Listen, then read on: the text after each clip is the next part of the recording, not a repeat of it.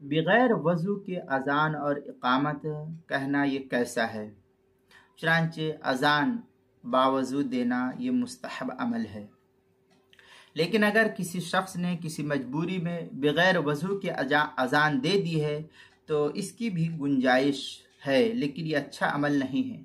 اور بلا وضو اقامت کہنا یہ بہرحال مکروہ ہے، کیونکہ اقامت کے فوراً بعد اذان جماعت نماز ادا کی جائے گی، تو اس وقت کس طریقے سے جو ہے وضو کرنا ممکن ہوگا؟ اس لیے بلا وضو جو ہے اقامت کہنا یہ مکروہ ہے۔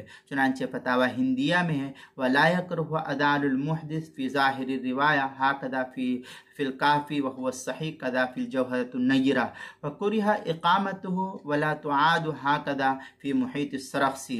یہ پہلی جلد فتاوی ہندیہ کی صفحہ 54 پر اس کو نقل کیا گیا ہے۔